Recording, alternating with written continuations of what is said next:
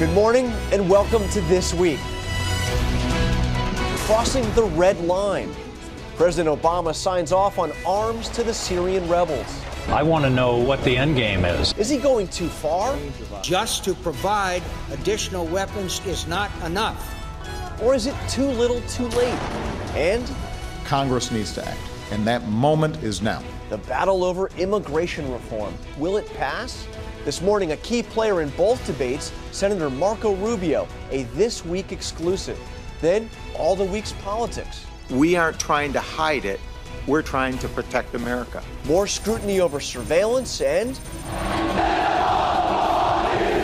Iran's surprising pick for president.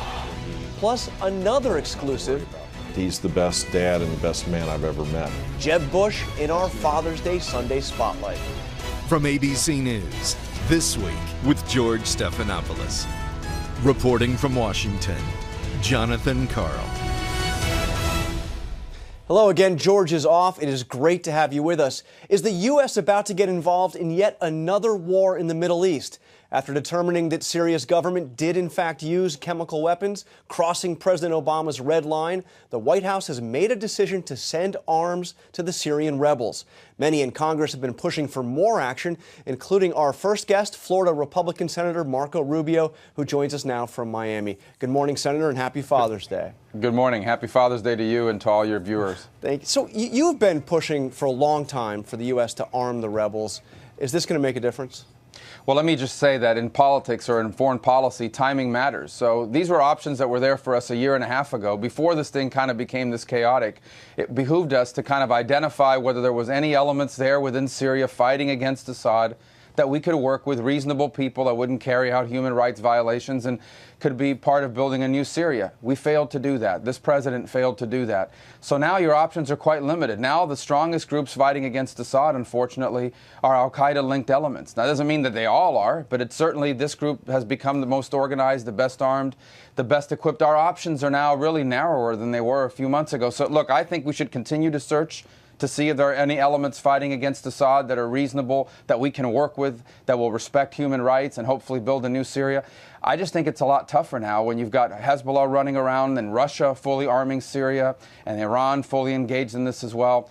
I think that the fact that it's taken this White House and this president so long to get a clear and concise policy on Syria has left us with the worst possible scenario right now. Okay, so we're here now, though. What would President Rubio do right now? Would you commit U.S. forces to a no-fly zone? First of all, if I was in charge of this issue, we never would have gotten to this point. We would have identified elements that we could have worked with, and we would have made sure that those elements, not the al-Qaeda elements, were the best armed, best equipped, and best trained.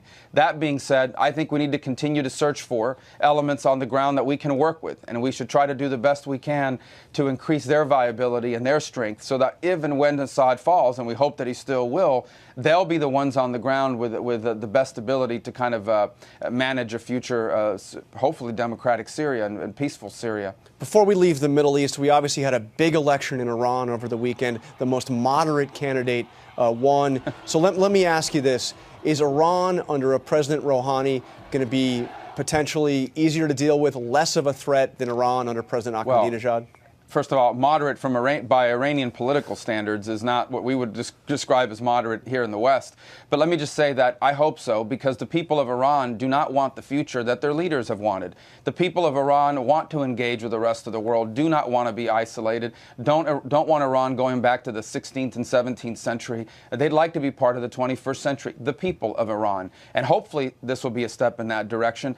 But I'm not all that optimistic. At the end of the day, in order to have better relations, not just with the United States, but with the world, Iran knows exactly what it needs to do. It needs to abandon its nuclear weapons ambitions, and it needs to pledge to walk away from these things. And unfortunately, this gentleman who was just elected is a strong supporter of the nuclear program and the nuclear weaponization as well. And so the bottom line is that we are hopeful that that's the case, but at the end of the day, the supreme leader calls the shots in Iran, and it's still the same supreme leader that has put Iran on this very dangerous track.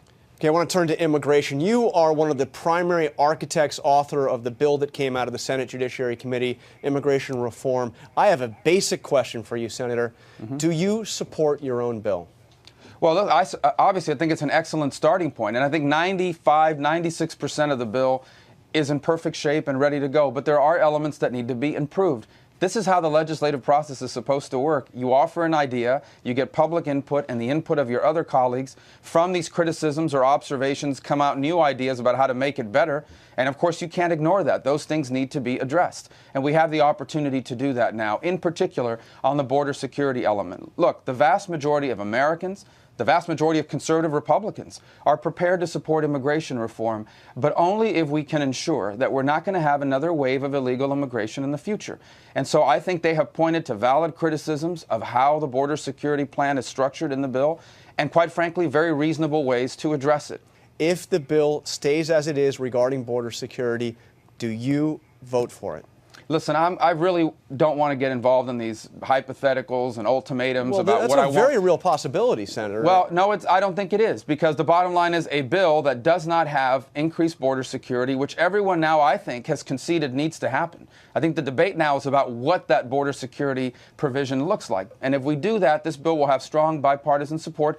If we fail, we're going to keep trying, because at the end of the day, the only way we're going to pass an immigration reform law out of the House and Senate so the president can sign it is if it has real border security measures within it.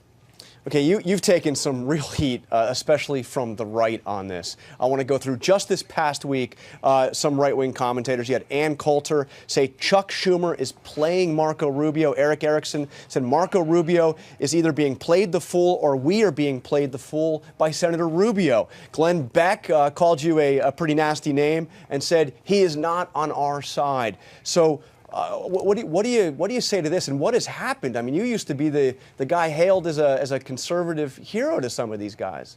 Well, I think it's important to remember that on virtually every other issue, I agree with many of the folks that right now are just not supportive of the immigration reform bill. I understand why they're opposed to it. I really do. I mean, we have the most generous country in the history of the world whose immigration laws have been taken advantage of. You have an administration claiming that there's no problem, that the border's already secured when everyone knows there's not. And people are frustrated by this. And to top it all off, when you mention any of these things, you're accused of being anti-immigrant or anti-Hispanic. Now, I recognize there's a division among conservatives about it. I respect other people's views on it. I understand why they're frustrated by it. I just hope people understand that the reason why I've undertaken this is because this is a major problem that's hurting our country. And the only way I know how to fix problems is to get involved in trying to fix them. So, but directly answer that question. Are you being played by the Democrats? Is Chuck Schumer playing you, is essentially the charge? I quite frankly, I don't even know what that means, because the fact of the matter is he using you? Is he using you to try to accomplish something that the Democrats want and is not a conservative bill? Immigration reform is something that all Americans recognize has to be done. I mean, I don't focus a lot on public polling, but if you look at these public polls, it's clear the vast majority of Americans understand that what we have in place in this country is de facto amnesty, a broken legal immigration system that needs to be reformed. The president came out this week and he gave one of his first speeches on immigration in quite some time. I'm wondering, do you consider that helpful? Is it helpful when the president comes out as he did and is harshly critical of the critics of this bill? Well, listen, I think the president has his hands full these days. I didn't, quite frankly, even hear the speech. We were very busy this week. I think I read some headlines here or there. But obviously the president, our job as legislators, as members of Congress, is to pass legislation. And that's what I hope we'll do out of the Senate. And then the House will have its work, and we'll work together to try to solve this problem. And then the president will have a decision to make about whether he wants to sign the bill or not. All right, before you go, I've got to ask you about the Miami Heat. Series tied at 2. Does LeBron James have to deliver a championship to Miami to be even considered to be in the same league as Michael Jordan? Well, first of all, is that game on ABC, just for the promo Yeah, purposes? I believe so. Okay, good. Yes. Yeah, listen, LeBron James is is certainly the greatest player in the world right now, and one of the greatest players of all time. And I think by the time his career is over, that'll be evident to all. I expect them to win. I predicted they'd win this series in 6 games. I stick by that prediction. They'll win tonight in San Antonio, and then they'll wrap up the series on Tuesday night here in Miami on ABC. I think pregame coverage begins at 8:30, if I'm not mistaken. That's 8:30 Eastern. Thank you very much, Senator Rubio. Appreciate it. Thank you.